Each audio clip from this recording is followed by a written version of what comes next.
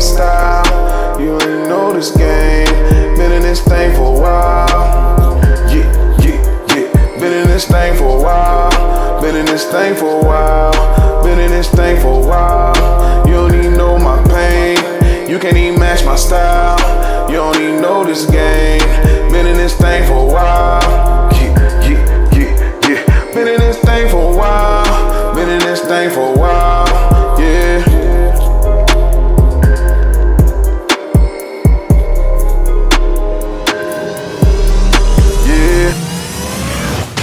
These kids with all these gear and these parents going broke trying to make sure their kids are not having to deal with what people want to classify as trauma because they got picked on or got joked on or clowned on in school in the era we grew up. These kids are going to be miserable because there's no up for them. By the time they're grown and they have all of this technology, they have the newest iPhone, the iPhone Watch, the AirPod, they have the newest PlayStation 8, they got the latest Gucci. By the time they're grown, nothing will satisfy. They're going to be miserable and they don't know why because there's nothing to look forward to. People underestimate looking forward to things. That was what drove our childhood, is looking forward to things, but yet not having the access to it. So it drove us. Now it's not the same now. You ask for it, boom, it's on the spot. Got it. But do you think that it still exists and it's just different? We don't know what it is because we don't live that life. Like maybe there are things that they look forward to, but it's not the stuff that we look forward to.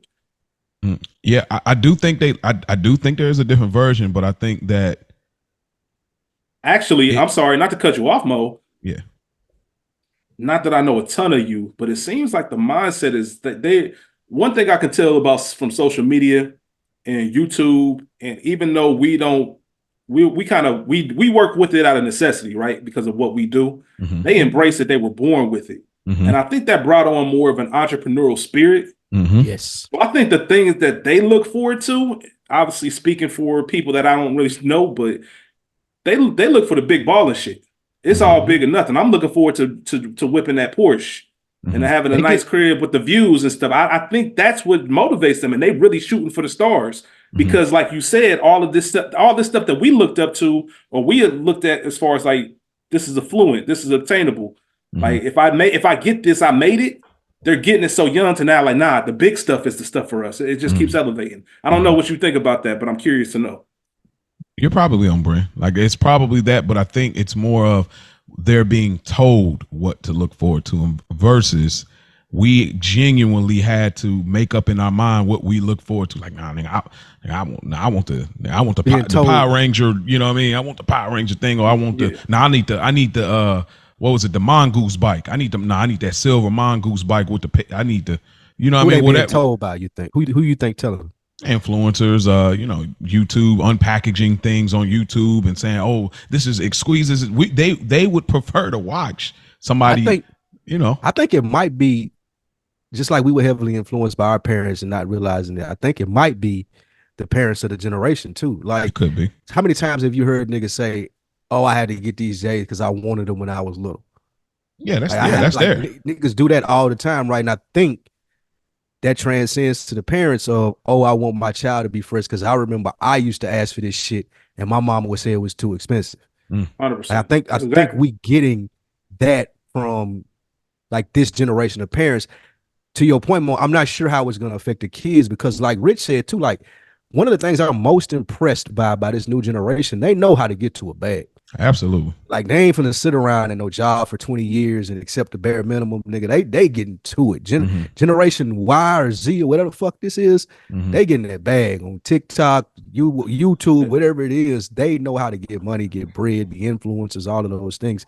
So I wonder too, Mo, how it will play out. Will they continue to like the lavish lifestyle when they get old, or will it just be I'm just trying to get my money. I don't really care about the stuff. My mom used to buy that for me. My dad used to buy that for me.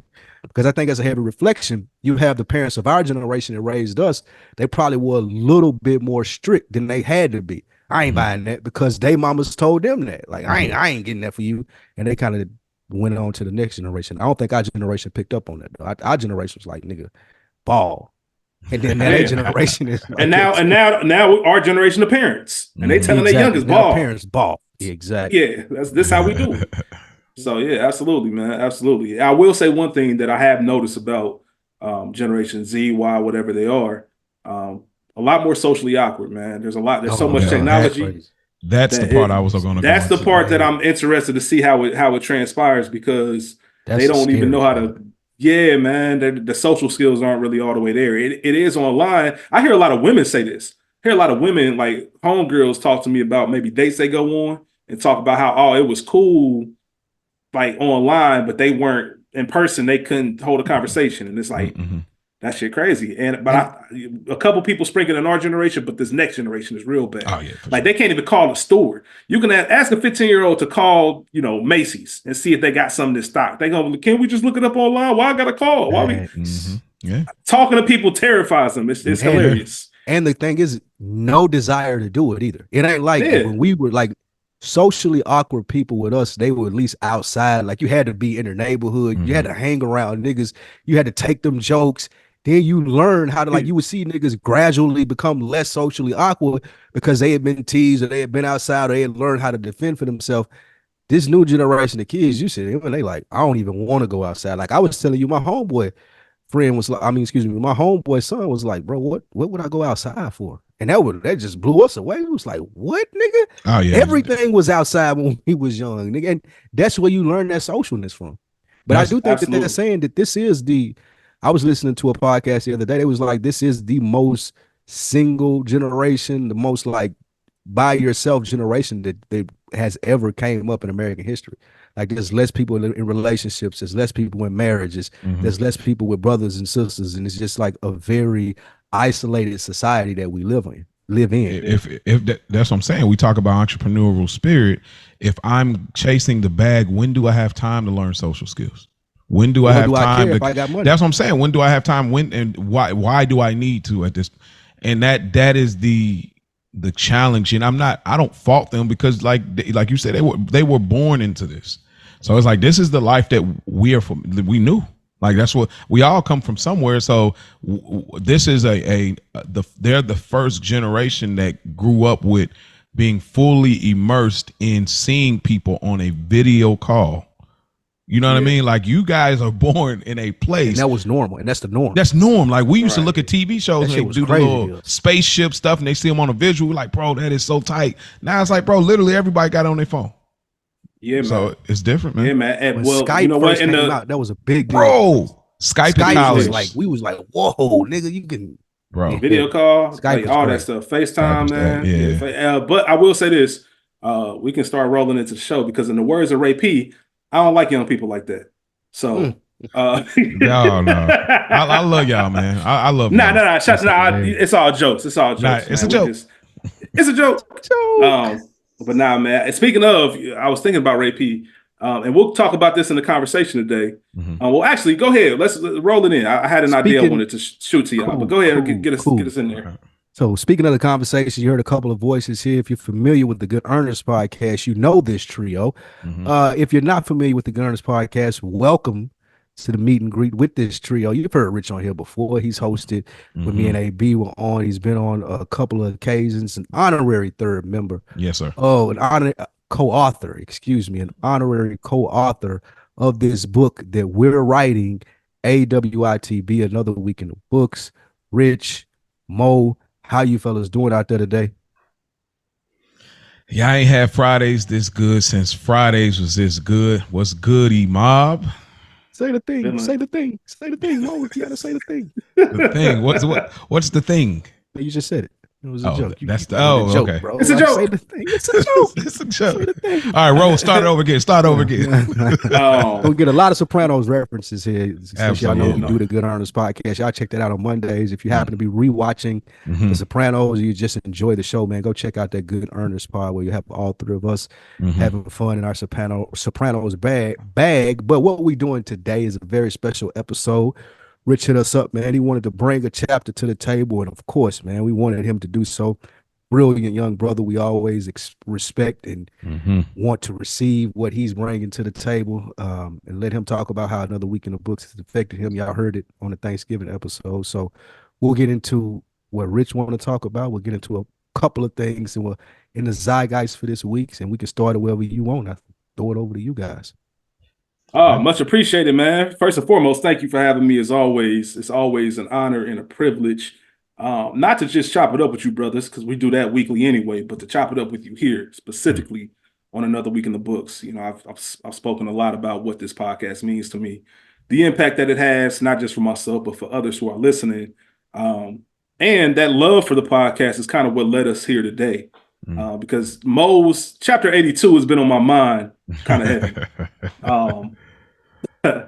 Specifically Mo's conversation about where he is mentally with things, the desire or the need for things to kind of accelerate and show fruition.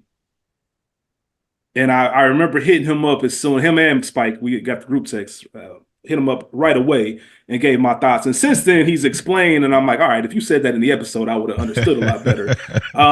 But it sparked me to really think about the journey of things. You know what I mean? And how important the journey is. Me and Spike, we were talking beforehand just about how the highlight reel generation.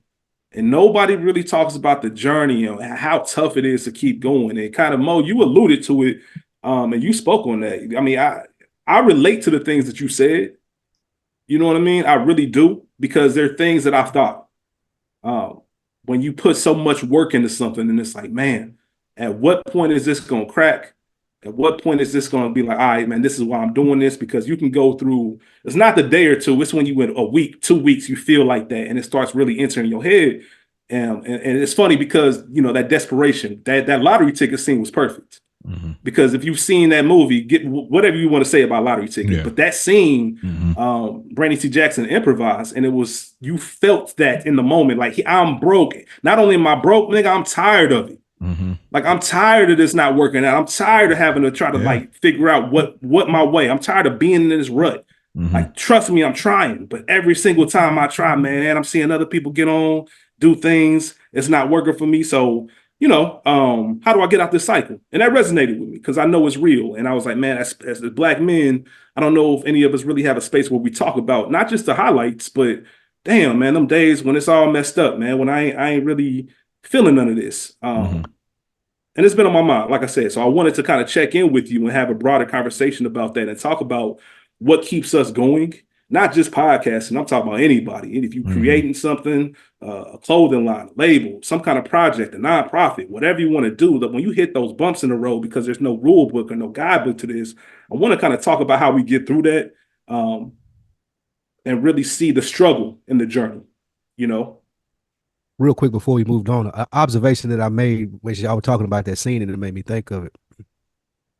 Probably one of the most frustrating things about when you broke is you can't talk to nobody about being broke. Yep. Yeah. There's no one that understands. Like, the only person that you can talk to about being broke is another broke person. And that really ain't gonna help you. All y'all gonna do is pipe dream together. Yeah. But a motherfucker with money gonna be like, well, why don't you just get out here and do it like I did? They look at it as a lack of effort. Yeah. You're broke because you're not trying. You broke because you're not trying. Or you can't talk to you really can't talk to your girl about being broke. Nah, or your parents that's about being broke. That's the last person you want to talk to. Your girl, if you're not married. Let's if you're not married. If y'all ain't sharing finances, but your parents, you really can't talk to your parents about being broke. Yes. You a grown man. They gonna look at you like I failed. Well, the pity with it, it's like I'm not looking for the pity, and it's gonna be that because I'm your child. That's a hard thing to do because you can't. There's nobody that you can really talk to about it that can really help you.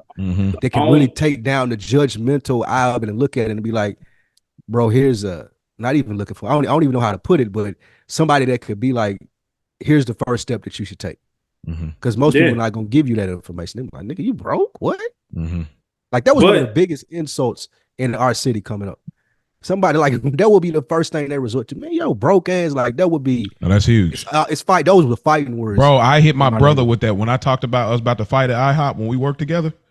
Like he got so crazy with me. That's why I was like, man, broke ass nigga.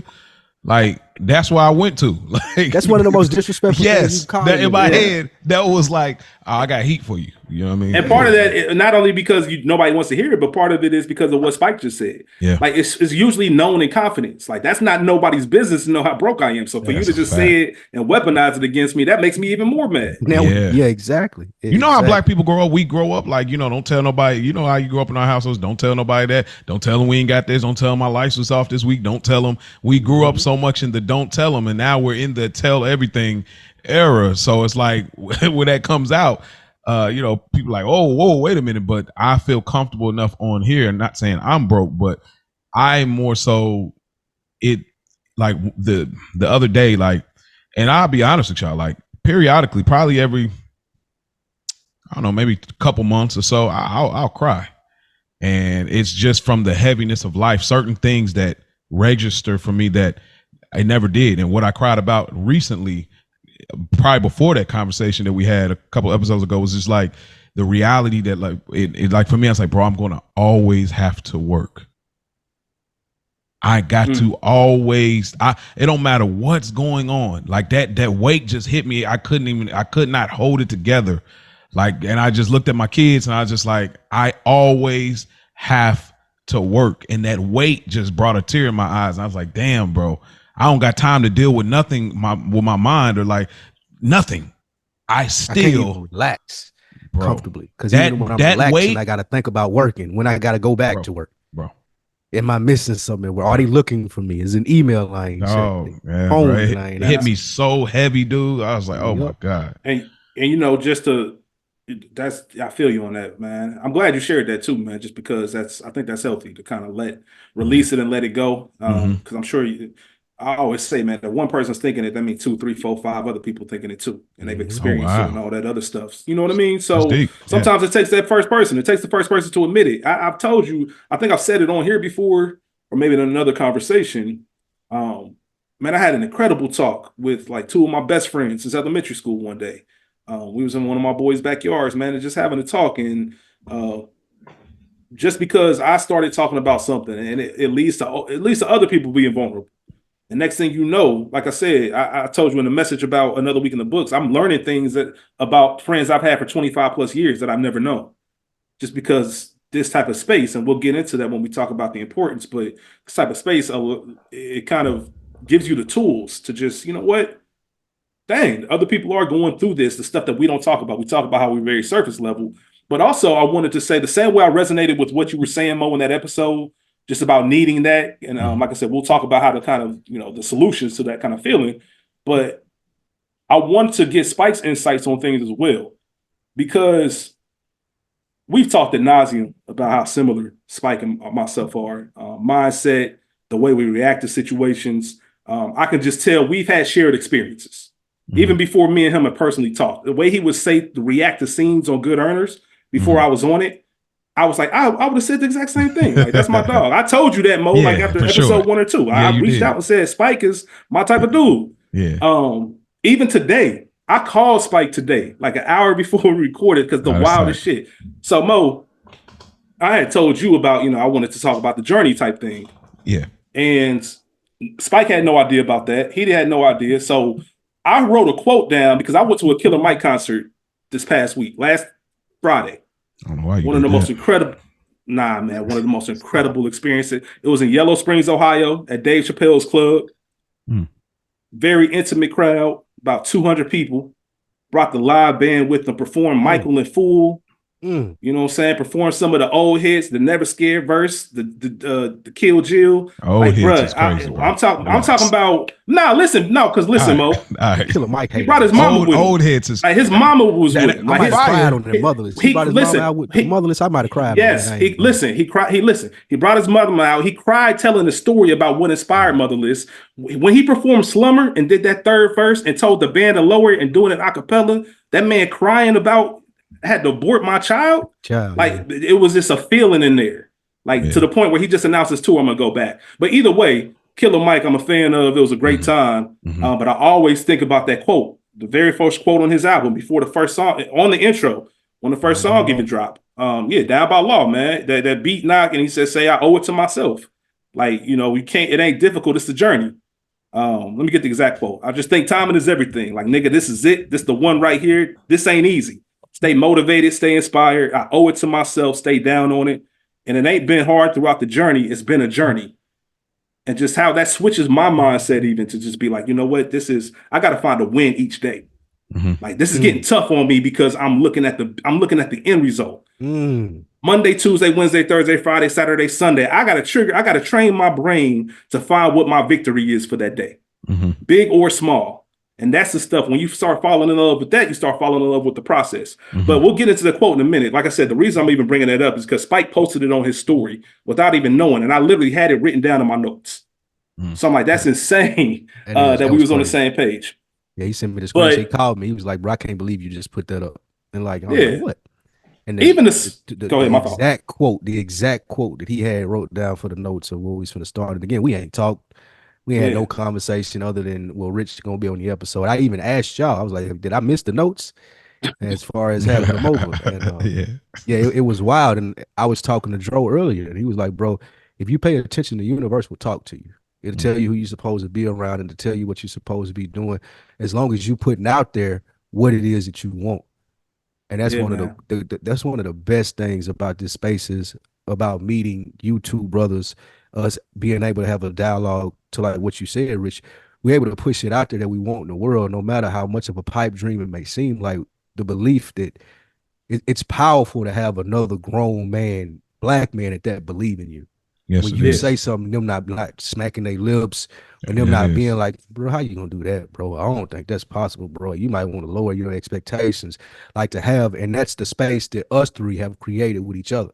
It's like, well, hey, whatever you need from me, black man, to get to where you want to go, I got you. Yeah, man. You know what I'm saying? I'm gonna keep it real with you and make sure that you know what it'll take to get there. But that's what the best thing about this space at Gun Earners and the friendship that us three have been able to create. Yeah, man. Even the small stuff, like the coincidental stuff, is funny to me. Like both me and Spike's birthday both on the 26th. Yep. Small stuff. But I bring all of that up to say because Spike is the fact that we are alike, it means that we subscribe to that nobody's coming to save you mentality. Like there's a lot of stuff, I'm sure, if I'm right about this, there's a lot of things that I'm sure Spike holds in. Because the mind process is probably like, what's the point of complaining? Because ain't nobody gonna do nothing about it anyway. And I would love to hear, Spike, from you what those things are and how you get those out your mind, or what your process is to kind of get over those mental humps. Because one thing that I say this laughingly, I never knew what people meant when they said that I'm mysterious until I met Spike. Like me being cool with Spike and kind of growing this friendship, and like I said, all these similars, the way we think and everything. That's the first time in my life where I understand when people say you got a little mystique to you. There's a little bit of like, you know what I mean? People just want to know more. Somebody told me once, like, you do a great job of you make people feel so comfortable that they feel like they know you. But if they sit down and think about it, like, how much do I really know? And it's not intentional. I don't try to do that. It's just kind of who I am. So knowing that I kind of share that with Spike, I would love to hear, because I'm the same way. There's a lot of stuff that I don't say. I don't even put it out in the universe or speak it into existence, because I'm going to find a way to get through this. I'm going to find a way to bounce back. We're going to be good. I don't even want to put the energy out there and have other people around me, who I collaborate with or whatever, have me second guess, like, dang, see all the way in it? I'd rather keep that in, work through it myself, but that's not always the healthiest. So I'd love to know what you do, Spike, through that process and the struggles and staying the course. I think we'll talk about all of that. Sure. One of the biggest things for me that causes that, because people have been telling me that my whole life too, Rich, and I almost take offense to it sometimes. Like, oh, you're so mysterious, because it's not intentional. Real quick, I don't mean to cut you off. What I absolutely 100% take offense to when people say secretive. Sneaky for me. That's where your mind goes. Secretive is all that offends me. Like, I've been referred to that, like women will refer to me that when I was younger, and I was like, it pisses me off. I talked to DeAnthony about it before, Mo, because I literally have nothing to hide, in the sense of I ain't trying to keep shit from you or manipulate you, but it's more to like what Rich said. It's like, well, why? What the fuck am I telling you for? Like, I've seen, just to use it with like pillow talk. I've never understood how niggas would pillow talk and have conversations, not taking anything from solid, strong women that you can be vulnerable and share stuff with. But that just never comes over me to just share my innermost self with anybody. And I don't know if that's a me thing or it's just I've never met anybody to do that with. But it goes to answer your question, Rich. It's a lot of lack of trust. And it ain't just lack of trust in people as oh, it's this random stranger. I can't trust them with talking to them. That would even go like with my mother. Like even me and my personality, like there's stuff that I think about. I'm like, I ain't telling my mama that, bro. And it ain't because I think that she'll judge me because my mama's a wonderful woman and I know she won't and she'll support me and whatever it may be. But it's still, I feel a lack of trust in how people will perceive what I'm saying. So I'm not going to say or be as open with my thoughts or open as like, okay, this is what I'm trying to do. And if somebody takes it the wrong way, I don't want to get offended by them doubting me. Now I'm thinking that they're doubting me. So a lot of this shit, like what you say, Rich, I keep to myself. It does get difficult. It does get like, it gets to the point where you're like, God damn, bro, you feel, and some of this got to do with being an only child, and some of it got to do with what you're saying, Rich. Like you feel alone. Like I would compare it to like being on an island and just seeing all water on everywhere you look is water. You just right there in the middle, and it's just an ocean in every way. That's what I've compared it to before. And again, it ain't because I don't have solid people around me. It's just my lack of trust. And if I had to like go all the way to the root of it, I'll always lean to this as to what DeAnthony told us more when he was on it. That's the therapist that we had. Having a strong male figure in your life coming up as a child helps you with that. Because you look at your dad as someone who's like Superman. You look at that person, if you had a strong male influence in your life, which I didn't, you look at that person like I can be vulnerable here because they can save me, quote unquote, to what you said, Rich. Like they can tell me to tough it out, or they can give me good advice.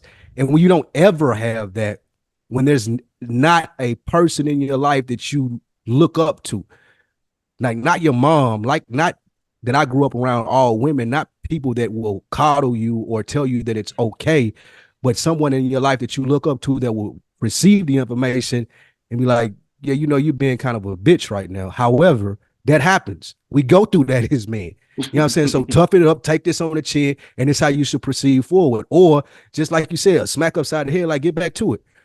Never really having that puts you in the position, well, put me in the position as to what you're saying, Rich, as to what I feel like, what I'm gonna tell you for? Like, what are you gonna say? What are you gonna do? And then it's almost as bad to get a point where you do say something like motivational words suck for me. Like I don't want to hear it. Like, bro, don't give me that cookie cut, man. You can do it. It's all right, brother. Just God got us. Like, bro, please miss me with that. Hey, listen, I'm like Claude. I'm like Claude in Life when they talk about the boomer room. Hey, ain't nobody trying to hear that bullshit, man.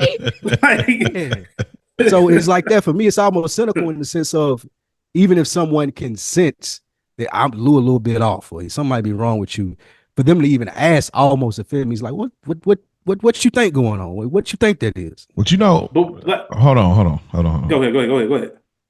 Well, what it seems like to me, and all that stuff makes sense. And y'all go back and check out chapter 50, Quiet Male Confidence. When we talk about that, like having a male figure showing us those things. But what it sounds like, Spike, in some senses, is this sense of, and it's probably the only child thing and maybe some other things, but it's a sense of needing to have so much control. Like it's like you need to have control over what the reaction is going to be. So I got to control exactly what I'm going to say before, because that's the closest thing to controlling the reaction. I have to control what the emotional state of who I'm dealing with will be based on my behavior. It seems like there's this I don't want to say obsessiveness because that's not you, but there's this need to overly focus on all of the little details of things where you don't leave room for whatever the possibility can be, because you trust more in what you believe you can assume or what it could possibly be versus I don't know what could happen after I say this or when I reveal this or when I share this. And it seems like that is a discomfort for you so strongly. And it's like, that's not necessarily a problem. Not knowing how people will respond to something that I say. Yeah, like not just that, but For just opening, you mean for opening up, for like, you opening up stuff. to say something that you probably think you would never say. Let me real quick. I want you to ponder both everything Mo said because I'm very curious about that. But Okay. also one thing I've learned because I was always the kid. I come home from school. How was school? Good. Like it's not a I'm trying to be secretive or as a 6-year-old or 8-year-old, whatever, that I'm like, oh, I don't want to tell nobody about my day. It's just kind of a personality thing, and I can't really explain it or describe it.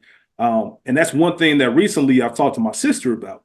Shout out to my big sis, man. Greatest woman I know, greatest person I know, man. Love big sis. But just my ability to communicate. I had a conversation with my sister and my mom. And just the communication and just trying to involve them more in my life on what's going on. And one thing I learned about myself is that I have to understand that not everybody is emotionally or, they don't. My emotional, the way I react to situations, man, isn't common. It's not of the norm. Like I have less. I'm more stonewall, man. I can't really explain it, and it's not from anything other than that's just the way I am. So I've learned that I have to learn how to speak in my mom and my sister's love language as well. Like there's certain things I need to do because I wouldn't. All right, let's put it like this: the way I normally would do certain things, maybe I need to think out the box and do it in a way that they would appreciate it more and know. Because sometimes what happens is I think that I'm doing something or opening up or saying something, and on their end they don't see it that way because we speak different languages in a sense. So I'm like, let me learn your language. So now when I open up, you get what I'm trying to do. And it's like, all right, because you don't open up enough. I feel like I open up here, like blah, blah, blah. Because I'm one of them, I don't withhold information, but I'm not giving it up just freely. Like if you ask me questions and we start a conversation, I'm very open. I'll be quick to open up and things like that. But I'm not necessarily just gonna go and like, Mo, man, guess what happened to me today? So y'all don't think there's moments that you're missing out because you wasn't on the offense of sharing. Absolutely. 100%. 100%. Like, and that's what and that's why I'm glad. My fault, real quick, Spike. That's why I'm glad I had that conversation with my sister and had that conversation with my mom because I love them so much. I never want them to think that, I'm closed off or something to them. More than anybody, they get more access. They get access to me. Yeah. So it's taught me that, all right, I need to change my thinking or be more aware. What I think I'm doing well might not be enough. Just like anything else, people might think they're doing enough, and to somebody else, that's the bare minimum. I'm really out here getting it, bro. You ain't working. You know what I mean? So working ain't just about whatever you're trying to obtain. It's also about relationships. These relationships take work, especially the older you get, man. You have to try. So into them. You have to try. Bro. There's so many things that I've tried. Yeah, man. So many things I've done in my. Nah, you're right about that. Facts. Facts. Yeah, that's a bar right there. You have to try. Gotta try, bro. Facts. But I do want to. I do want you to. I want to hear what you say about that control. What Mo was bringing up because that's very interesting. As you guys were talking, it made me think of something that I think can explain it. As far as it made it make sense to me, and I've never really thought about this, other than you just asking me in real time, and then you going into your story, Rich. It made me think of stuff. You said something important. You said you'd be 8 or 9. You come in, motherfuckers ask you, people would ask you, how your day in school? I didn't mean to call you people, motherfuckers. But people would ask you, how was your day in school, right? So it made me immediately think, okay, did I have that when you said that? And then it made me go what Mo says. The only time people question my day is when I got in trouble. So in turn, it put me on the defensive to let me step back. When I get in from school, I'm on autopilot. I was getting me something to eat. I was getting some food. My mama was at work. I was at grandparents' house at home solo. So if somebody was asking me about my day, something happened. Like my mama got a call. There was a report card that went out, something like that. So being on defense all the time as a youngster, like what you said, Mo, it's kind of trickled over into being an adult. Now I almost get on the defensive when people do ask me about shit. Well, how was your day and shit like that? I think it's a trigger in the sense of I never really shared my day like Rich said, I'm not an overshare. So, hey, mom, guess what happened? I never really been that person. The only way that I was having conversations with my people about things that happened is if something bad happened. And it's been like that predominantly my whole life. Like it's just when I was an adult that me and my mom would just have like normal conversations outside of nigga, you did this or nigga, this happened or you made this grade. Like, and to no fault of her own, but that's what she had time for. She had time to like, if there's discipline that needs to be given, things that need to be corrected, I'm here to do that.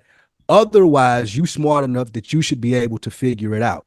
How that's relayed over into my adult relationships is like what you said, Mo, not necessarily trying to control it, but thinking that if someone is asking me that, it's coming from a place of, oh, they know something, or they trying to get to this place, they trying to get to this place without me being aware of it, or just almost it resonating with the being in trouble since when I was a kid.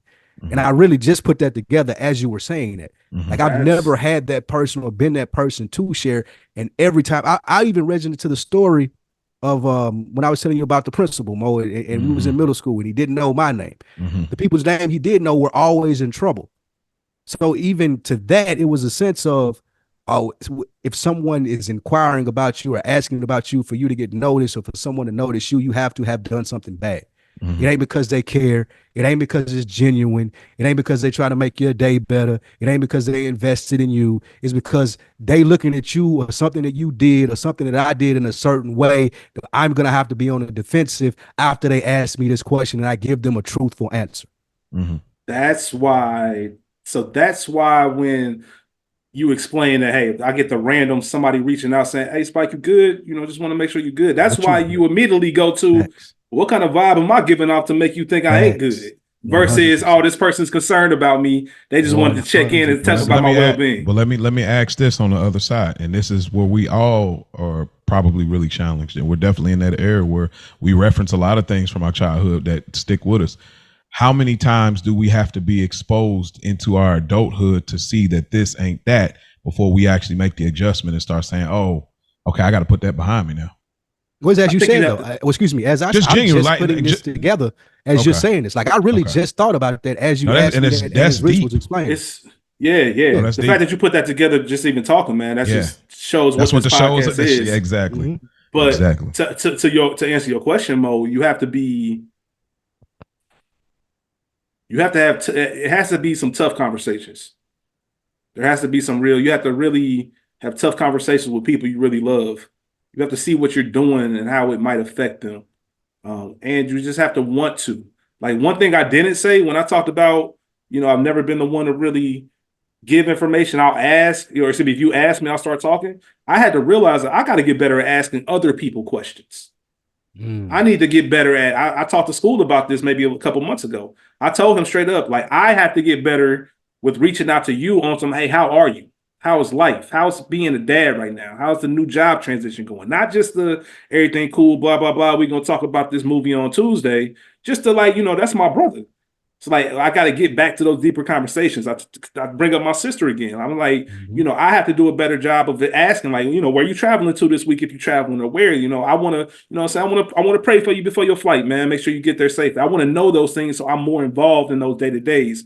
Sometimes for me, and going back to your youth, I'm so used to talking to my parents and my sister on the phone. Like, remember we came up before text messaging and all that, like house phones, all that. So a lot of stuff is just on the phone. So for some reason, internally, I feel like every time I need to talk to my mom or my sister, it's got to be on the phone. And it's like, my sister, she probably like, man, why you treat me like some old woman? I text, like, we could just text what's up. Like, and ever since we had that conversation, we just picked it up. We've always had a great, strong relationship, but there's too many gaps sometimes. And I'll take full responsibility for it because I'm doing my things. And it doesn't take much to just shoot out a text like, hey, man, just thinking about you. I always, for some reason, and probably coming from a kid's perspective, I think that every talk has to be some big talk. Got to be on the phone for an hour. No, man, just want to hear from you. You know what I mean? And I started learning that about people that I care about and started to make sure I did my part. So yeah, man, it's a lot of stuff that goes into it. But I think that vulnerability is instilled easier and this I may be biased, maybe because I didn't have it, but I do think that vulnerability is instilled easier into kids that have two parents or a man around again that they can look up to, because you're able to be vulnerable. Because again, like you're looking at this person like, well, they can help me. This is Superman in my eyes. This is my role model. Yeah. Versus a woman or a single mother who's you can visibly see, well, nigga, she doing it all right now. I don't want to add to that burden. So there was not a point in time where a parent would come sit on my bed and be like, hey, how's school going? How are you doing? Everything okay? Got any bullies? How's football going? How any of these things? Like, it was, you deal with that shit by yourself. If something happens, then you come tell me about it. Or if something happens and come to me, I'm gonna come ask you about it. So I think it's a great thing that you asked that, Mo. And as y'all talked it out, me realizing that there's this a vulnerability that I have to work on, in a sense of understanding when people are coming to you asking you that it may be out of genuine concern. It may be out of genuine just, so I just fuck with you. Like, I fuck with you and I want you to be okay. And I didn't, if you're not around a lot of that, it's hard to perceive people saying that as such. Yeah, man. There's a couple times. Go ahead, my fault. I was gonna say, because I think with y'all archetype, I think that there are benefits that you can, like, there's ways people can benefit. I mean, y'all know that already. This is not new information. There's ways to benefit. You could benefit from relationships and people outside of obviously the journey of what we're trying to create, to create a different kind of lifestyle, not monetary, but just, what we're trying to accomplish. But there's something beneficial about I was bold enough and courageous enough to say, you know what, I'm going to let them in right here. Yeah. And then sometimes to get the response, even a person that may not be as vulnerable or as deep in their verbiage or conversation, they'll hit you with something. You be like, why you say that? Nah, dog, I'm just saying because blah, blah, blah. And then you start listening. You're like, now they got you intrigued. And now they're going into a space where it's like, I'm glad I said this to you. I didn't think I would say this to nobody, but I'm glad I said this to you because what you came with is really benefiting me right now. And I think that being courageous and bold enough to say, because my wife, like, we know women are different from us. Like, when we were in the hospital having our son, like, I was not in a rush to tell anybody he's here. Just because when I've been in the hospital before, it's like I was not in a rush, not because I was trying to hide. I just there'll be a time, there's a place, hold it down. Like, versus her, she immediately updates. That's what they do, updates. And I just looked at that so funny, like most of us do. Like, is it that deep? Is it necessary? Why I gotta be? But I realized it's like, no, that's what love looks like. It don't have to be comfortable. It don't have to be cool. Yeah. It don't have to. It looks different than we imagine sometimes, and just doing it. I don't like this, but I love you to let you know. I love you to let you in. Sometimes even I talked about this before. I told y'all brothers and people that are listening, give yourself more credit on if you put yourself out there and it's received differently than how you imagine and how it hits you and makes you feel. Trust yourself enough to say, I'll be okay to bounce back from this. I put myself out there. Don't hold the grudge forever. Like, oh, you know what, man? F this nigga. It's on site. I don't care. No. Nah, trust yourself enough to say, I'll be able to bounce back because of these life experiences. I believe I'm okay with if it's rejected, but don't go in such protective mode. I'm not even willing to, even let them in, even try, even say it out loud to them. You know what I mean? For sure, man. And everything you said is received, and I agree 100%. And Spike, I know you were saying about working on getting better, but one thing I will say, it's so beneficial every time I do it. It helps me. I feel better. It gets more comfortable. And even like some of the best advice I've gotten, and timely advice, not even best, timely advice. I never forget me and my boy Good, man. It's like my brother. I was over his crib once and we was just talking about this whole, and this is a perfect transition into the actual journey part. We were just talking about this podcast and I was just on one of those moods where I was like, man, like, it's a lot of work that's going on. And he was like, listen, man, you doing the work. You showing up. He said, he told me straight up, he said, don't look at the numbers. Don't look at none of this, man. Pour into what you're doing and see how bad you really want it. Like, and if you really want it, you're going to keep doing it. And the numbers and everything else that you're looking to do going to come. You're going to separate yourself because you're going to be working. He said, not a lot of people got it in them to do this. They can do it for a week. They can do it for 2 weeks. They can do it for a month. They can do it for 12 months. They can do it for 16 months. But at some point, somebody's going to break and they're going to fall off one by one. And it's the person that keeps doing it, keeps putting into their craft that really makes it. He said, don't worry about everything that's coming right now because it ain't going to come right now. So no point in looking at numbers and looking at this. Like, work on the craft. And if it's good, it's going to come naturally. And that's just from a natural conversation we had and me being open and vulnerable about something I wouldn't normally, because I'm just trying to be like, I'm going to get it either way. Yeah, like, right. He ain't going to be able, like that mentality we have of ain't nobody come to save you. You ain't going to be able to do nothing about it anyway. He wasn't able to directly do anything, but he did something to my mentality. And he gave me the boost I needed on some, okay, then bet. But let's throw it back to chapter 82, Mo. Let's actually get to, because all of that was unscripted. That conversation we just had for the past 35, 40 minutes was just getting into it. So that's let's how real life works. Yeah, that's how real life works, man. So one thing that you said in chapter 82, and of course this was first of all, I want to know, did anybody reach out to you about that besides me? Like, did anybody did you listen about the next episode? I talked I didn't about. So I've been busy life and stuff. We'll talk about that another day, but I ain't had a chance to listen to the next episode. So people did reach out. Brentel. I mean, Brentel came through. I think Dro came through. Some listeners, they definitely came. The bookworms definitely came forward, and Mo from Alabama, you know what I'm saying? Like, he talked about, like, being in a crunch and being in a tight spot and being let go in the tight spot. You know what I mean? Like, so, I mean, the bookworms, they really came out. They appreciated the episode, and it, like Brentel, he just spoke life into this podcast and what he felt.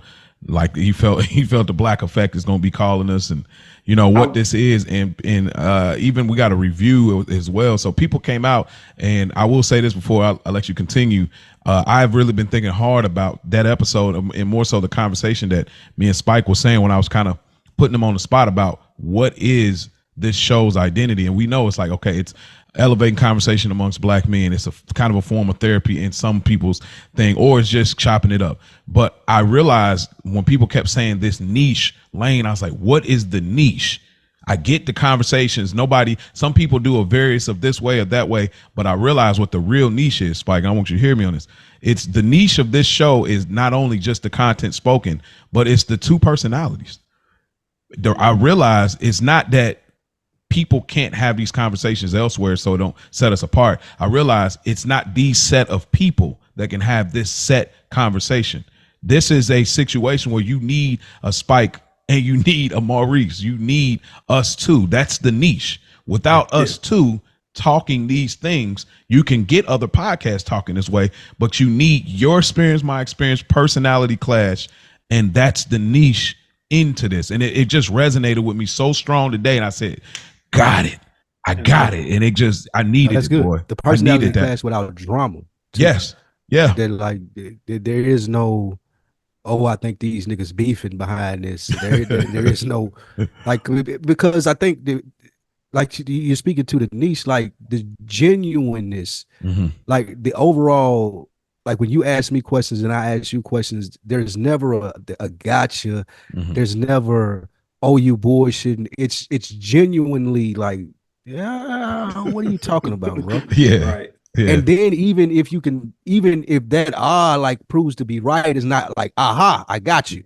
You were wrong right here. It wasn't that. It's just the patience that we have with each other to talk through the conversation.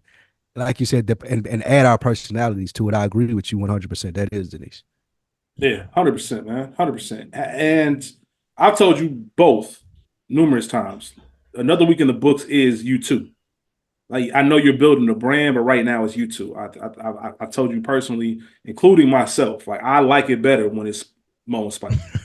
Spike and Mo. Like, however you want to say it. I love those episodes because it gets to the true dynamic of what this was built on and the two voices. And like I said, that's even myself. I know you call me the honorary third member. We do another podcast together, but I don't even like coming on this space because I need it so much on Fridays. I don't want to listen to myself. Like, I want to listen to what y'all. I hear you. I know that feeling.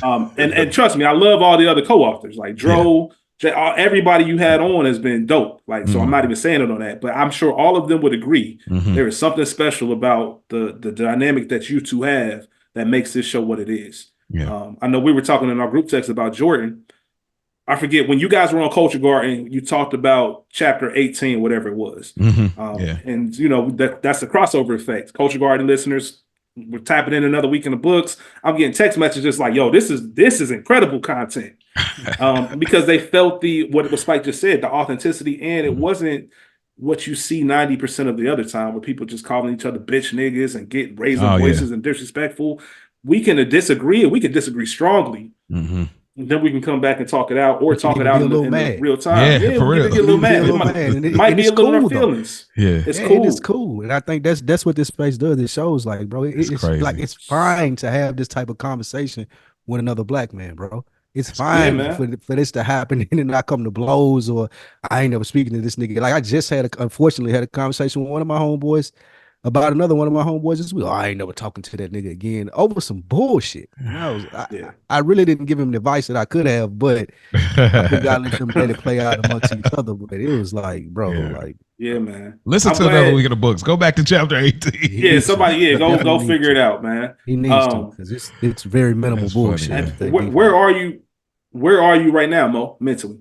Like, are you still in the same space you were 2 weeks ago? You feel a little better since people have reached out? Remember, I told you, I said, man, it's time for you to listen to that Thanksgiving episode. Remember who you are and all that. Like, I just wanted to make sure, because I heard the passion in your voice. Like, you was really young. Like, y'all don't know. Like, I mean, I've been, there's been probably, I can probably count on maybe 10 fingers at this point, like how close I've been to crying on this show. Like, I've been close to crying a few times because this is real feelings. I told Rich, I know Spike, I know how you didn't like the Outcast of podcast thing, right? But this is where I pull from. And hear me when I say this. We go back to the Source Awards. You remember Big Boy when he got up there? And they was like, boo. He's like, hey man, look, man, we just came, we put our demo out, you know what I'm saying? He was the professional keeping it. But then when he said, hey, Dre, what, you look like you got something to say. And that Dre moment is Maurice. That's the moment where you could see it in his chest. He was nervous, it was hot, he was emotional. You know what I'm saying? It's like we put a demo out, like nobody trying to hear, but you know what I'm saying? It's like the South got something to say. That's all. That's you know what I mean? That passion and kind of that vulnerability. That's how I felt about us. Like in that moment, like But anyway, so I said that to say in this moment, it's still a struggle. It's still very hard. It's still more is going out than what's coming in, and it gets so bad at moments where I just have to start laughing. So, but what I did, So, what's kept me encouraged, talking about not giving up. I'm a big fan of Big Ja. He's a YouTuber, but he makes, short films and skits, and he writes and produces and also does a podcast. But I was listening to his pod today, and he was just talking about, like, I was either film or football. Football didn't work out for me. When I decided that film is what I wanted to do, he says, then I said, I'm just not going to stop doing it. Like that's pretty much what it is for me. And even in the words of the great Nipsey Hussle, I sent y'all that picture. He said, I didn't have it all figured out. I just kept, exactly. He said, I just kept doing it. You know what I'm saying? And he's even said, he said, when it feels uncomfortable, when it feels challenging, when it feels off, he said, that's how it's supposed to feel. Like it's not supposed to be a breeze. It's not supposed to be easy. It's not supposed to be exciting all the time. This is the real grind, and it's a challenge, and it is touched me where it's like, okay, I got to keep pushing as hard as it is, as tough as it is at the home front. I got to keep pushing and just give it another gear. Can I read you a quote? It's one of my favorite quotes that happened after last year's NBA Finals. I know the Nuggets won, and it wasn't like a sexy win. Yeah, not a lot of Nuggets fans out there and stuff like that. So a lot of people might not even watch like the post game stuff. But Jokic said something on the podium. From the moment I saw it, it stuck with me, and I reference it when I'm going through those moments of, man, it's time to hang up the mic, or I ain't got it in me no more. Mm-hmm. And it was perfect. He said, if you want to be successful, you need a couple of years. So he's laying out the timeline. You got to tell yourself, you need a couple of years. He said, you need to be bad, then you need to be good. Then when you're good, you need to fail. Then when you fail, you're going to figure it out. Experience isn't about what happened to you. It's about what you're going to do about what happened to you. Yes, Jamal Murray was injured. Yes, we lost in the first round or second round in past years, but there's a process. There's steps you need to fulfill. There are no shortcuts. It's a journey, and I'm glad to be part of that journey. That goes back to what I was saying about I have to find a win every day. Like I have to make sure he pretty much said in a certain sense, if people remember Giannis's quote, Yeah, yep. you know, that went, you know what I mean? Like, Spike is it a hated it. failure if I Spike hated did? it. But the way Jokic said it, the way Jokic said it, because the reason I feel like the reason Spike hated it probably is because it's almost like he was caping for the loss. Yeah. Versus Jokic just being that ain't what you here for, bro. And Jokic said it in a way where, yeah, this is a journey you're gonna need, and just the way he broke it down, like you're gonna be bad. We started off bad, and then we got good, and when we got good, we failed. Like it wasn't this straight to, oh, I started a podcast today. In 12 months, I'm gonna get to multi-figure deal. Like a lot of people lose sight, like I said, of this highlight reel generation, that it doesn't work like that. You know, I've heard people say, like, if you're not willing to go 2, 3, 4, 5 years without making money from something, then you might as well not even start. And that's hard to hear, especially in your position, Mo. And that's why it's been on my mind, because you have such a talent, man. You have such a purpose in this space. And you have to be strong. Man, I want to keep you. Go ahead. No, go ahead. I'll let you finish. I was gonna say, I just want to make sure. I think that's why it's been on my mind, because I'm like, man, I want to make sure my dog Mo, we can lean on each other when we feel like this to make sure we keep going. You know what I mean? And that, like I said, it's all a part of the process. And I think all of us, not just us three, we school, Ray P, all of us will have moments where we're in our valley and we're in the Jamal Murray got hurt phase. We're in the we're good, but you know, we lost in the first round phase, while the others are going to be there to pick each other up and go. You know, and just knowing that this ain't going to be easy ever, but that's what separates us. I'm here for a reason, and that outweighs everything else for me. That's why I keep going. I still got 3 podcasts I'm working on right now, because that's what I care about. Like, I'm passionate about it. And I have to realize sometimes that I have to do an audit on my own personal life. And try to realize, like, how much of my personal life is spilling into what I do as far as podcasting. Is it that I hate podcasting, or is it that I got all this other shit going on and I really just need some time? Like, instead of picking up this microphone, I really need these 3 or 4 hours to just kind of get my mind back right. Thanks. You know what I mean? And if you go that long without doing it, your head's going to explode. So it was really important for me to just kind of talk to you and reach out to you about that in regards to the journey. And like I said, going back to Spike, just knowing those things, because you ain't gonna like this. I get concerned about you sometimes, my brother. Not in a bad way, but you go full speed all the time. And I always want to, like, man, I hope Spike is like doing something for himself, taking care of himself. And I really want to know what those things are, man. Have you done anything? Have you thought about taking a vacation? Have you thought about like, all right, man, let me ease up or delegate certain things? Because I know the feeling you're in. Like I said, I got 3 podcasts I'm a part of right now. I'm saying Culture Garden, We Got Y'all, Good Earners. I got the interview show that I'm putting together. I got the hip hop idea that I already talked to y'all about. Goodness gracious. And I got another one. So I'm looking at it from the reason none of this stuff has dropped yet, because I'm being very strategic about, all right, I cannot burn out. Yep. I got to figure out how I'm going to do this, how I'm going to space it out, everything else. And I got to know, Spike, what are you doing for yourself? And because you don't share that stuff. You don't open up on that stuff. You give us the intellectual and the experiences, but I want to know the deep. Like, man, I know Spike got to have that day of the week where he just on some, dog, I ain't even got it, nigga. I done seen you nodding off at the end of Good Earner episodes, bro. Recording all day. Recording all day. What do you do for yourself, man? Get my man out of here. Yeah, what do you do for yourself? How you taking care of yourself, man? That's a really good question. I want to address something that you two said first, because I had that Nipsey quote is what definitely keeps me going sometimes, even before you sent them. That's one of my favorite quotes by him. And to start to answer what y'all saying, I'll reference a Dream Team, the Redeem Team doc. I don't know if y'all watched that. Yeah, I've seen that. The second one. And the fellas was talking about how they got over to Barcelona. I think it's where it was, or whatever they was playing. I don't know if it was Barcelona, but they got there before Kobe, and they thought that they was putting in work. They thought they was going hard, like doing whatever, maybe practice and whatever it may be, and then they stop and they go to the club, and they leave the club about 3, and they run into Kobe just waking up, getting ready to go to the gym.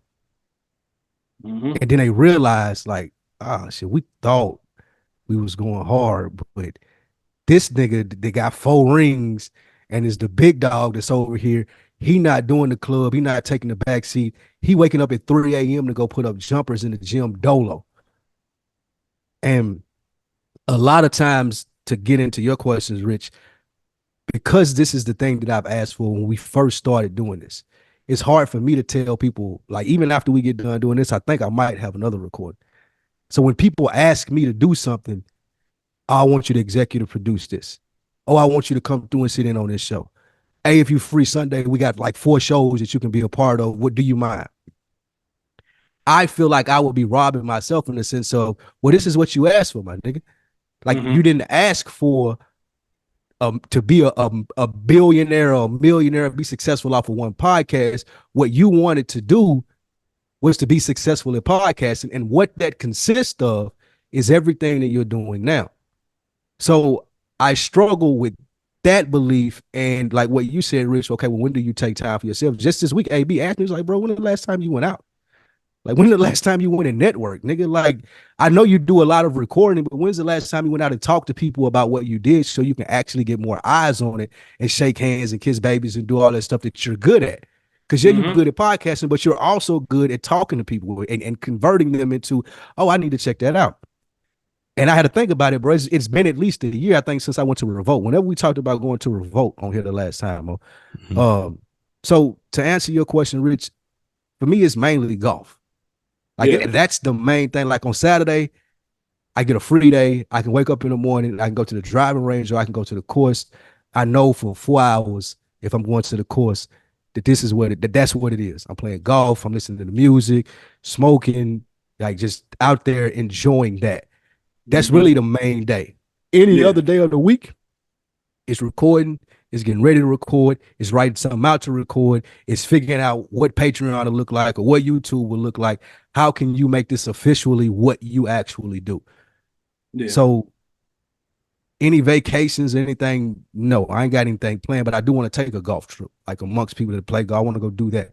But the only time that I really allow myself to, like, all right, I'm not worried about any of that right now. It's probably Saturday mornings. I'll go play golf. I'll go do that about 11. I'll get through about 3, 4. I'll go get a haircut or something like that. The barbershop or the golf course. Those are the 2 places. Okay. So let me ask, because everybody has different capacities, right? Because I don't want it to seem like, hey, you doing too much, you gotta slow down. You never know what the way people are wired. You know, you hear all kind of stories about Allen Iverson, Jordan, like, they didn't sleep. They could do everything all night and then come out and give you 50. Like, some people just wired different ways. So I guess what I want to know is, do you think you can identify when you do need a break before you crash out? That's or do you think it's just gonna come? That's what I want to know. I think it just comes, because I've never. Okay. I used to just crash out. I had to learn. I don't want this to sound the wrong way, but when Mo was like, I need a break, I didn't judge him in any sort of way, but that was completely foreign to me, because I've never met anyone. Well, excuse me, I ain't gonna say never met, because I've never really been able to wrap my head around that type of concept of I need to step away. Because I think I've mentioned on this before, like, I believe I had perfect attendance through my first 8 years of school, like first to 8th grade. But that was because my mom went to work every day. And she's like, well, if I'm gonna go to work every day, my nigga, like, the very least you can do is go to school if you're not paying no bills. And that kind of was just instilled in me. Like, I don't miss days of work. Like, even just this week with DeadEnd Sports, the podcast was just me and Ken. It's usually 5 other people there. Everybody else called out. It would have been very easy to be like, all right, man, let's just do something else, throw a video up, and boom, we done. But that's not how I'm wired. So to answer your question, Rich, it's been instilled in me since a young age. Like, bro, you need to show up every day. I'm no good at all at being like, I need a break. I need to take a couple time out. Like, for an hour, yeah. I need to watch TV for 2-3 hours, just unplug. I can do that. But I need a vacation. It's always been very hard for me to identify that.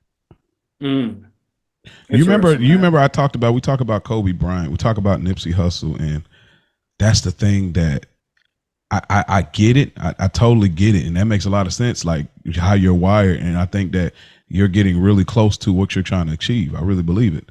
But I do think also you have a decade of consistency. You have things to look back on. If you don't, I told you this before, and I'm gonna reference them to again. If you think that how you've established yourself, you don't think you can give yourself 2 episodes, 3 episodes to say, I'm cool. I then I used to fight. I used to fight AB about taking weeks off from on deck when we first started. Like him and that, like would legit be like beefing at odds. Like, bro, what are you trying to take? You ain't even doing nothing, nigga. Like, why you need a week off? Like, who cares that it's Christmas, bro? We record on Tuesday. Christmas ain't till Friday, nigga. Like, what are you talking about? Right. Like, yeah. But my thing is, it's just like I look at like a Nipsey and I look at a Kobe, and they were great. They achieved what they intended to achieve for the most part. Greatness, legendary status. But you know, I imagine Kobe was going into the next season. Rest in peace, a great Kobe Bryant. But like he was going into this next season where it's like I can breathe now. I've achieved it. I've done it, and unfortunately, it was robbed. It was Nipsey taken too. away. It was in Nipsey too. So I get it. I mean, of course, you can enjoy the journey. You can enjoy the work. That may be like, oh, this is my fun. I got it. But I'd imagine there would have been more of a season. Like if I knew this was going to be the last flight, I would have tried to like, you know what, summer camp, I'm gonna start on time instead of early, so I could be a little bit more time with my wife, my daughter, or more time with my family. Whatever. If I knew that I was gonna go to my store just to do, if I, you know, I would have spent more time over here if I knew that. It's just that kind of, and I get it. We can't all live that way because in some senses it's like you're being overly protective and scared money don't make money. But in some senses it's like those things, they have to be mapped out in the journey, because that's what's going to sustain you. The success it's not going to be sustainable to the core. It's going to sustain the external, and it's going to serve what you're looking for. But when it gets more challenging, you may not you may not even have the time because of what you've established. You're still in the come up stage of where you want it to be, and you might actually be able to acclimate family and other people in that cycle while you're on the ground before the commitment of a contract is there, or partnership. And if you I don't want you to miss those opportunities and then get there and it's like, damn, I really can't allocate that time now because this is not commitment level now. You know, maybe hopefully it don't be that you get successful, you write your own ticket and this is how it's going. But it's nothing wrong with that. You're not less than if you got fans or supporters that, oh, Spike ain't here, I'm done. And it's like, nigga, you're not really with me. Like, it's not. I don't know. What, Mo? That's a good point, and I totally receive what you're saying. I do, but again, it's more of that selfishness, only child, being in my own head thing. As to I look lesser at myself for it. It's not that I think that somebody will perceive it as you're being this or you're being that. Is I look at it like, well, you could be doing this. And you said that you wanted this. So if you said that you wanted this and you could be doing this, then why aren't you doing it? And you're absolutely right, Mo. There are times when I should be. This weekend, I should have went home to Nashville and spent time with my family because I haven't in 3-4 months. Versus, man, you know what? I'm gonna set this YouTube page up. I'm trying to figure this Patreon and this marketing plan out. I got a meeting with such and such on the phone at 4, and then another meeting with such and such at 5. You know what? I'm gonna stay down here in the A. I'll call my mom. We'll talk for 10, 15 minutes. I'll text my cousin, and we'll talk for however many texts, and then I'm cool. They'll get their presents. I'll get their presents, and then we keep it moving. Let me ask a question. It really doesn't. Just to reiterate, it's really not. It's a you thing. I want people to understand, like, it's not a performative thing. No, it's not. I want people to think that I'm the hardest working person doing it. It's more so of a, nigga, you said this is what you wanted. These are the opportunities that are presenting themselves to put you in that position. Who are you to not take advantage of? But let me ask this. When have you ever had a comeback moment? Meaning? I was off from something. Come back. And I came back. When have you had it? You say you've always, it seems like everything's always consistent. Okay, matter of fact, let me rewind. And that's why I say we're gonna have to do a part 2. What time is it? Yeah, well, I've been timing this. As far as everything I'm talking about, but no. So okay, how do you? Let me just ask quick, just briefly. How do you look at comeback stories in sports? Do you like those? Like, oh, this is gonna be real interesting. They come back, what bag they gonna be in? Or you be like, they can move on to the next people, whoever's out there. Like, how do you look at comeback stories? But see, that's another one of great question, and not highly, because that's another one of the things that I alluded to or we talked about earlier. Finishing shit out. Like that quote that you talked about earlier, Rich, that I posted, like just being able, just finish something, do something. I know my personality. I'm the type that if I quit it for 2-3 weeks, I may not come back. That's a fear of mine. A fear of mine is, okay, you stopped it and you didn't do this and you've got in the habit now over these last 3 weeks of not doing this. Now you don't feel like doing it. Now it's a lot easier. So you don't trust yourself. 100%. At this big age. I will say this. I will say this. Because I know how I am. Or maybe you know how you used to be in that regard. Or know how I used to be. But I'll even say it with this. One of the worst things about me is, as far this is a bad thing. Like, if I don't talk to somebody for like a week, like 2 weeks, you're not reaching out. It ain't even that I'm not reaching out. It's just I've gotten used to not talking to you now. So like me and Dro, like that's one of my best homeboys. That happened to us. Like we just got so used to not talking to each other, and both of us have similar personalities. We're only children. We got so used to not talking to each other. We didn't talk for years. It took me doing this show and then him reaching out and being like, hey, bro, this shit is dope. And then for us to get back in that groove of talking to each other, but I know how I am. He didn't do anything to me. Right. I didn't do anything to him. It's just that we got out of the habit of talking to each other. Yeah. And that I'm very susceptible to that. Like that can happen to me easily. I was gonna say, I'll say this. Just I don't know, Spike, you can tell me if you agree with this or not. And I think we're probably similar in this space. Going back to what you said, Mo, one thing that's really tough for me, and one thing that I take personally, like when Spike said it's a me thing, my biggest fear, I don't even know if fear is the right word, but the thing that bothers me the most at the end of the day is if I'm not who I said I was. If I did something that I said I wasn't. Like, you know what I mean? That is my single motivating factor for 99% of my decisions. Like, I pride myself as being this type of person. I show up every single time on that. And I take it very hard when I'm not, when I fall short of that. And sometimes that leads into overdrive and overkill to make sure you don't do it again. Like I have a genuine thought process of I never want to be the person where somebody like, hey man, what happened? Somebody DM, what happened to that podcast you used to do? What happened to this and that? Like, you know what I mean? I don't want to be that person. And my work ethic, all of that. Like, I pride myself on my process. I pride myself on being available. I pride myself on being there for people. But go ahead. How much room are y'all leave? Y'all, we talking about defining our character, but how much room are y'all leaving yourself for? If this is the case, it doesn't change the narrative or the characteristic and how I believe who I am. Like, basically, like, do y'all have grace worked into your, like, taking a and again, like Spike, I know what you're saying, and that's it ain't even about taking the time off. It definitely wasn't a shot at you. No, I know what you mean. This is a you thing. Like, that's how you're wired. I don't even want to use the taking time off, but just how quickly, not even quickly, but how you go immediately to, I want to make sure I am who I believe I am. So I almost feel like y'all don't leave. I almost, like, for me, it's like I have to make such an awful mistake to question, oh, I may not be who I thought I was. It seems like y'all, it's the slitherest of thing that's not even a mistake, and y'all might have to be questioning, okay, maybe I need to go back to the drawing board, or maybe I need to take a closer look at who do I think I am. And I think that y'all can work more grace into the characteristic of who a Spike Lee or a K Rich is. You know what I'm saying? Like, do y'all have that in there?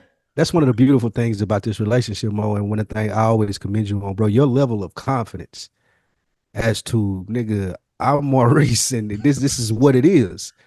Like I aspire to be that because like what you just asked me, I'm always second guessing, questioning, did I do this right? Did that sound right? Did that come off right?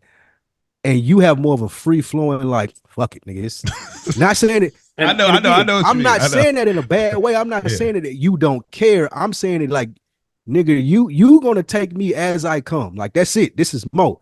As to where I'm a lot more self-conscious in the, all right, this gotta be like what you were saying in a way, like trying to almost modify the outcome, not in that sense of modifying the outcome, but I'm definitely going to modify the inputs. Okay. My part of it, what I'm giving you is going to be consistent, is going to be concise, is going to be what I want it to be specifically. And I don't think that you necessarily operate that way, which is not a bad thing and it's not a good thing on my end. It's just two separate ways of being men, which is why I love this platform, why we do what we do.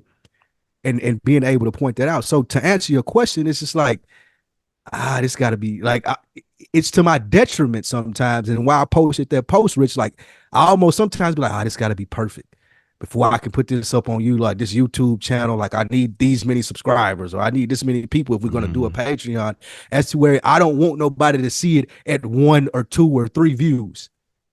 Like I need it to be 1,000 views just because of the reputation that I've built or the person that I think that I am. Now I look at it and see 1 or 2 views and I'm second guessing. I'm like, what the fuck? So wait, hold on. So this is, I'm sorry, Rich. So this is an interesting thing because I'm always interested. Y'all both are kind of like window closed, put the mirror up. I'm really only, it's just me, myself, and I in regards to like, nigga, I'm judging myself. Nigga, I'm dealing with myself. Nigga, that's how I feel I'm about a hardest critic. Right. So this what makes it interesting to me. What you just said. And I know you're gonna be able to explain it. What is the scenario? I know it kind of bounced back to you, but like the scenario saying, if I post this, I don't want it to post with these type of numbers because I wanted to reflect on the people seeing this and how I feel I'm represent. So when does that come in? When you open the window, move the mirror, and now it comes down to, what they feel is contingent on how I feel about myself. When does that happen? I want to make sure I understand what you're saying correctly. You're saying, when does it happen as to where I see the feedback or the output that's being given to what I put in and it's not what I expect it to be? Like, when does it matter for how somebody else looks at you and it actually holds? When it's not the quality I expected it to be. Like if I thought it was fire and I thought it was fire and it should have got 100 likes and it got 5. I'm like, oh wait, something up, nigga. My shit might be off. Like, nah. Like, this can't be life. You know what I'm saying? And it ain't a specific person. It's, I curated this in my head and I know what it should look like. I've seen other things that look like this, hit this way, and mine didn't. No. Something needs to be done. Piggyback on that real quick. One thing, and this goes with the whole thing. I think one of the most frustrating things about being on a journey of any sort is seeing somebody that you know you can lap, kind of do numbers that you think you should be doing. And I don't think it's healthy to get into the that should be me mentality. Yeah. You know what I mean? Stay your course. I'm a strong believer in that. So I'm not saying it in that sense, but you do notice when you see people doing certain things about, I can do that better, or I'll give a better product than that. Or we talked about how, and this is going to have to be a different episode, but the main character syndrome, right? And you see people giving all these opinions and no facts. I thought about the educational part of things. That's what separates Another Week in the Books. Even Culture Garden, right? So even Culture Garden, because it'd be one thing if we just grabbed the mic and talked about film. We're not doing anything too heavy, but the work that Ray P, the work that school puts into it, the work that I put into it each week, it's not just talking about your favorite movie. Because who wants to, it takes, when you're going through shit, you ain't trying to just pick up a mic and talk about Welcome Home, Roscoe Jenkins. Give a fuck about this, but you got to make sure you come correct. Yeah. So even Culture Garden, like the fact that, we can have a conversation about House Party and give education to people about how Nightmare on Elm Street impacted the movie House Party. Mm-hmm. I don't even know if either one of y'all know the story and shit behind that. I've heard some about it. There's some about the house. I'm gonna keep nope, not even that. So I'm gonna give y'all a quick. And this is I'm saying this story to give you an idea of what Culture Garden's about. I don't want people to think movie podcasts and think like, oh, they just shooting the shit. Like, nah, man, we dig deep into it. We take research. That's why it takes up a lot of time because I pride myself on that. Going back to what we're talking about, being who I say I am. I pride myself on doing that. So a lot of people don't know New Line Cinema is the production company behind House Party, right? New Line Cinema really wasn't a big company back in the 80s. One of their biggest things they had going for them was Nightmare on Elm Street. So back in 1988, DJ Jazzy Jeff and the Fresh Prince on their album, He's the DJ, I'm the Rapper. The intro song of that album is called Nightmare on My Street. And they're using the Elm Street sample, blah, blah, blah. Oh, they didn't clear that sample. So New Line took Jazzy Jeff and Will Smith to court, and they won. New Line told them, you can either pay us out for what the judgment was, or you can do a movie for us for free. Fast forward to Reginald Hudlin. Reginald Hudlin's at Harvard. He's doing a thesis project, and it's a short called House Party. He starts work. He wins his thesis project, wins $1,500, ends up working in Hollywood, and then he's like, you know what? I might as well make House Party into a feature film. Starts pitching the project. New Lines, they on board, and we like it. Matter of fact, not only do we like it, we got your 2 stars. Fresh Prince and Jazzy Jeff. Reginald Hudlin, cool. Then he finds out why they're doing the movie because it's an obligation.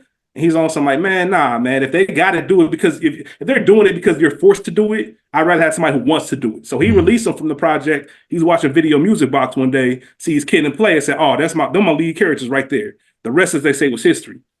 But even stuff like a lot of people seen House Party for 30 plus years and never even knew that Fresh Prince and Jazzy Jeff were supposed to be the 2 main characters. And why that almost happened because of a sampling issue. It's funny. It reminds me of Good Earners when we just talked about Tony's life exploded because of federal withholding.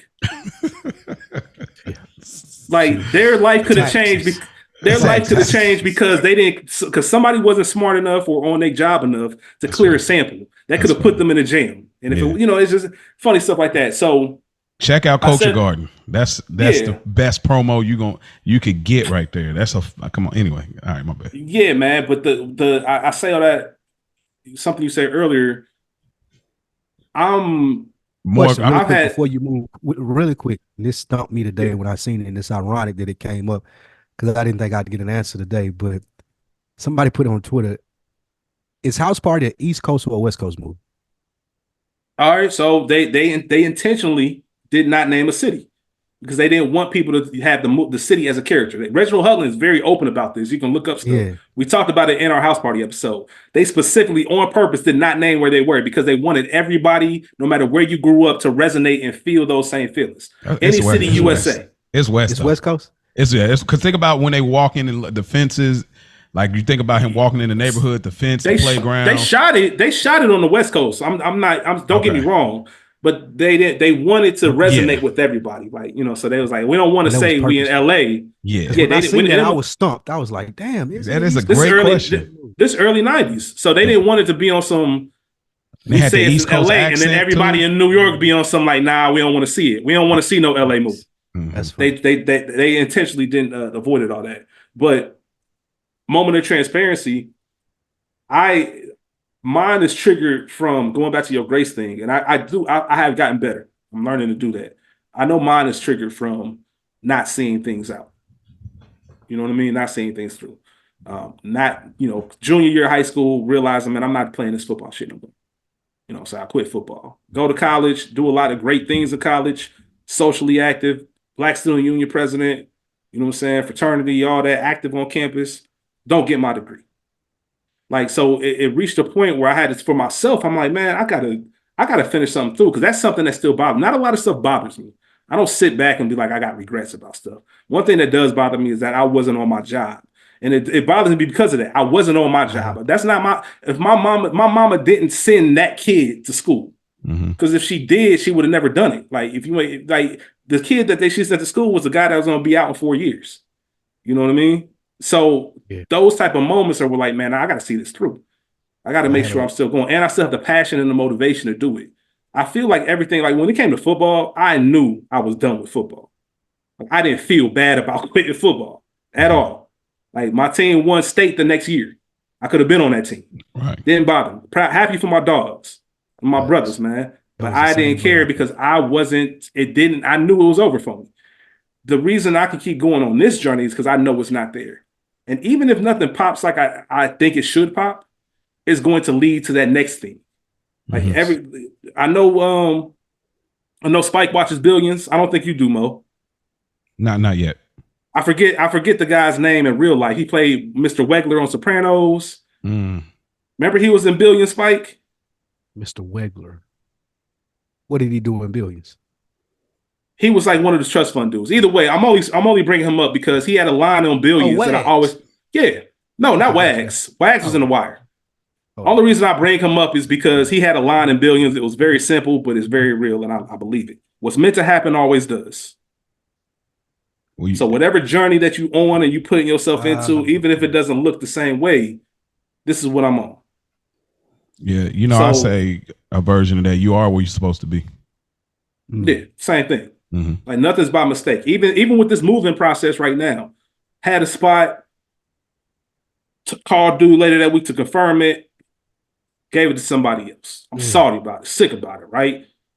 Soon as Monday hit, get an email, everything. You know what I mean? Like my mom, and the first thing I told, because I just finished telling my mom or showing my mom some photos of it, right? And then I was like, dang, man, he gave the spot up. The first thing she said, that mean it wasn't for you.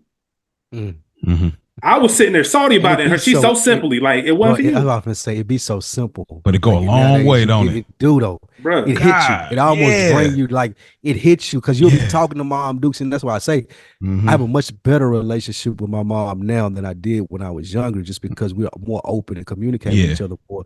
But she'll hit me with something simple, just like what Rich Mom said, and it's just like, boom. Damn, you're right. And I tell people all the time, like, tell me a problem you had 5 years ago that you still think about. And nobody can answer that question because it usually don't exist. Point being, man, the shit ain't never that deep, man. Like it's never that deep. It's gonna work out, like you said. That man hit you with the Allen sap, bro. It's gonna work out, man. That's crazy, you think about man. stuff that I stressed about 5-10 years ago. Yeah, for sure. Like I can't even remember what it was. And it's kind of like you have to keep that even flow, man. You have to keep that even flow. But I have some of the same insecurities that you were talking about, Rich, but like talking about it's still, even though I'm 100% in the same boat, which I could care less what happened to that football team after I quit, but I still think about it. It still comes up like, man, you actually, but I walked away differently from you. I ain't let nobody know. It's just like, nigga, 2 weeks from now, like your pad's still sitting in the locker. You ain't saying nothing to the coach or nothing. It even bothers me still with some jobs that I got let go from or like fired from. Like it still bothers me. Like I should have seen that coming. I should have knew. Or I could have did this differently. Not that I still even want the job. I could give a fuck about the job. It's just more so that they got me slipping. Yeah, like they dumped you. These motherfuckers, these motherfuckers caught me slipping. Yeah. How could they have done that? Yeah. And that shit still bothers me. And that's one of my personality things. Is like I don't feel like I have to be perfect, but I do want to make sure that I show up and I'm the best version of me, that I can get the job done. And that, going to your question, Mo, that goes a lot into this. I have a lot more control over this than I do over corporate America, over college, and then those, like I wasn't really invested in those things like I'm invested in this. So I'm going to take every opportunity that I can to capitalize off of that investment. And sometimes it means like running both ends of the wire, like to the tires is bald. Like that's the feeling that I have in my heart and in my head as to where this is what you have to unlock in order to make sure that it's done. Like you got to be Kobe at 3 o'clock going to go to the gym when niggas is just getting back from the club. You have to be that, because I don't have any other, like I'm not a former rapper. I'm not in entertainment. Like the people who are most successful in this field that I'm in, not to take anything from them because they're good at what they do, but they had a catapult. It's career number 2. Yeah, this career number 2. Great point. I just picked up a microphone with a friend of mine 12 years ago, and we just happen to be in this position that we're in now. Yeah, man. I guess to bring it home and just talk about solutions and stuff before we wrap up and get up out of here. You know, one of the main takeaways. Oh, real quick before I even get into that, Mo, I was thinking about your thoughts on expanding, right? Mm-hmm. And obviously, we've talked since then, and I know exactly what we talked off mic, and you kind of laid it out in a much more eloquent way about your thought process. And I was like, okay, cool, I understand what you're saying. One thing I would love to hear, as a listener of Another Week in the Books, shout out to Ray P, man. Y'all know how much I love Ray P. I would love to hear you two with Ray P to discuss the woman listener's perspective. We gave y'all a shout out, or I don't even know if it was a shout out. I think when we finished recording Culture Garden this past week, me and her were just talking about something else. And I was telling her, I'm gonna be on Another Week in the Books. And she was like, oh, dope. And she was referencing the episode, yeah, which lets me know she listens. She listens and stuff like that. So I know you were thinking about like you wanted to be more than just to like you want to expand the conversation to other people. Mm-hmm. You know what I mean? I know you say you can get to where you want to go quicker if you start doing that. And I would love to know, because you guys had the conversation about if any white people are listening, I would love you all to have Ray P on here and have a conversation about what she picks up from listening to this podcast as a Black woman. Because it's not really woman based. Like we're not necessarily giving game, or you guys aren't necessarily giving game to women smart per se. Women based though. Yeah, it is smart women based. Yeah, like if a woman was smart and she wanted to pick up on like for sure, like just the stuff that we don't talk about to them, and just wanted to understand a different perspective of what she thought about a man, a smart woman would listen to. That's true. That's very true. I would love to hear it, because that gives you an opportunity. Yeah, man. Shout out to Rachel always. That gives you an opportunity for that expansion that you're looking for, Mo. And kind of to answer those questions. And you never know, and you can always assume, but until you get that conversation going, it might make you look at things differently. I love to ask you directly, like a space like this, knowing that it's Black men, elevated conversation amongst Black men. Do you feel it still needs to be in that lane? Do you think it does need to expand? Is there more to I love picking Ray P's mind. Yeah, she has the way she thinks, and she can have any conversation with anybody, man. She legit. But just to kind of wrap a bow on it, man, one thing that put a bow on it, should I say, one thing that I definitely want to take away and make sure people out there understand, and YouTube brothers understand as well. Obviously, Mo, one of the biggest things is grace. Like, yes, I've learned to do that.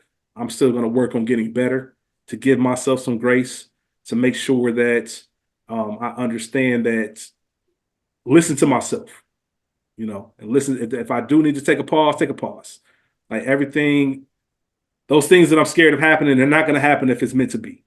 You know what I mean? And I know my work ethic, even though I might be scared, like Spike said, of putting something down because I can get used to not doing it.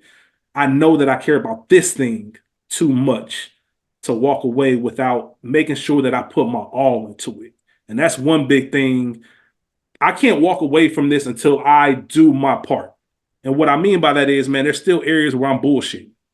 There's still things I need to get better at. There's still things that I've told people, for example, I haven't circled back with you two brothers about our goal list that we had at the top of the year. I told School and Ray P, foot on the gas, and I ain't really done anything too much differently than the end of last year. I owe it to them. I owe it to myself to make sure I'm maximizing it. If I say, all right, I put it all into marketing, I put it all into the craft, I put it all into equipment, I put it all into advertisement, whatever the case is, and it don't work out, then I can go to sleep at night and be like, all right, man, it's time for a different path. But until I do that, I know I'm going to be motivated. So my grace is going to have to fall somewhere in between those lines. Obviously, one of the biggest blessings that I have, and I can't say it enough, is being able to record with Ray P, School, you, Spike, man. It's just that support system, and just that professionalism as well. And I want to make sure that everybody knows, I'm on board and I'm always going to be what I need to be, because even small stuff, man, like my dog Derb, like I've been sitting on Derb's second episode, forgetting to make sure I edit it up and send it to Spike so he can send it out. And I'm like, damn, man, Derb, my dog, man, I don't want to delay his launch because I'm over here bullshitting. That goes back to me not being who I said I was. People expect me to do what I say I'm going to do. The good thing is I have enough equity to where people know that's the exception, not the rule. That's not who Rich is. This is supposed to be a one-off. So I do pride myself on that so people can recognize that, but that still don't make me feel good. Like I have stuff that I need to do. He has stuff that he need to do, as to where, and again, But that's the it's one thing, Spike. thing. It don't matter what y'all got to do. It's about what I got to do. It is true. You feel me? I ain't And do what I do. again, I feel guilty as well because there's things that I haven't did. And I'm like, damn, Lou, you said you was gonna do that a while ago. It ain't happened yet. Yeah, man. But then I'll talk to Durb and I'm thinking he done judged me and he waiting on me. And then I'm talking to him, he like, ah, yeah, bro, I forgot to do this and I was supposed to tell you. But I'm like, oh shit. Yeah, and it does give you that relief because I'm like, you know, we get that because we get that sense that nobody's, you know how it is when nobody's checking on you for something. It's like, oh, they must not be on it too, or they might have forgot to, one or the other. But you know, one thing my mom always said ever since I was young, you know, use your gifts or God will take them away. And that's another thing is why I'm so hard on this, man, because I really want to make sure I see it through. But yeah, man, catch a win every day, man. Whatever you got to do, just like I think about, I take those losses, I think about that Durb moment, and I think about what could I have done different to make sure this doesn't happen. You know, even if it's a one-time thing, and that's like, I could have put it in my calendar. I could put it in my calendar to remind myself, edit this episode this day and get it done. But what you say, Spike? Yeah, after Spike, I'm gonna bring it to a bow because you got to get out of here, Mom. Yeah, it's a little different now. So yeah, go ahead. It's all good. I just want to know this real quick. Wait, when you do need that joke, and I find myself needing it today, like what song do you go to? That's why I was listening to that Killer Mike Rich. I listened to a little Blue Laces. I listened to a little Mozzie that I can share with you, Mo. Maybe you can put it in the episode. The Mozzie song is I'll have to find it. But I wondered what you brothers listened to when you was like you needed a little motivation, a little like some preaching to you, a little like, nigga, you got this. Like what song do you go to or maybe keep on repeat or just reference or whatnot? There's a lot of different it's a lot of songs and there's some quotes within songs. So my first song is by Jay-Z, his last track on the Black Album. Even with the Biggie talking over it, man, you gotta treat everything like it's your first project, your first album. It's kind of that grind. Like you gotta really go hard. Larry June got a lyric, man. First you gotta take your passion and apply pressure. Nip, you know, fuck living basic, I'm taking risks. Like it's certain things, like Young Nigga is one that I listen to a lot by Nip. You know what I mean? That second verse, it's really not broken up into the verses, but that line, man, first you over dedicate, then you notice that you're great and you've been the whole time and it slap you in your face. Like those moments when you realize, like, nah, I'm bullshitting with my talent. I'm really that nigga out here. Like it's time to get to it. Yeah. Like those are the ones when I'm just like, I bet. Like it's time to really keep going. Killer Mike's album, like Down by Law, all that stuff. Yeah. I was gonna say Down by Law. That's definitely one of them. Blue Laces too. 100%. Ross got a song on Mastermind, the song with Puff talking in the beginning. Yeah, like when Puff do that song on Mastermind, it's like y'all niggas want it to be one way, but it's this way, and y'all niggas rapping about cars and shit y'all ain't never seen. I can't think of the name of the song right now. Nobody. The song by yeah, that Biggie. The last quote I'll say, as a matter of fact, the Biggie line, man, sky's the limit. Stay far from timid. Only make moves when your heart's in it, and live the phrase "sky's the limit." Man, that's some real. It's simple, but it's real as hell. And I just want to. I know you're gonna take us home, Mo. Thank you, brothers, man, and thank you to all the bookworms out there because I come on here. I hold this space as a sacred space.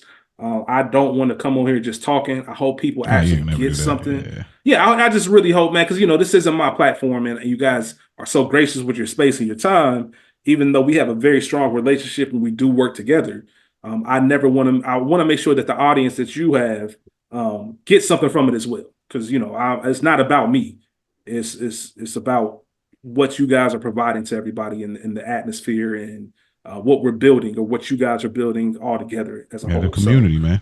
Yeah, absolutely, man. So shout out to y'all. I appreciate y'all. I want to make sure I emphasize that and say that. Thanks for giving me your space, man. And like I said, thanks for being two solid, incredible brothers.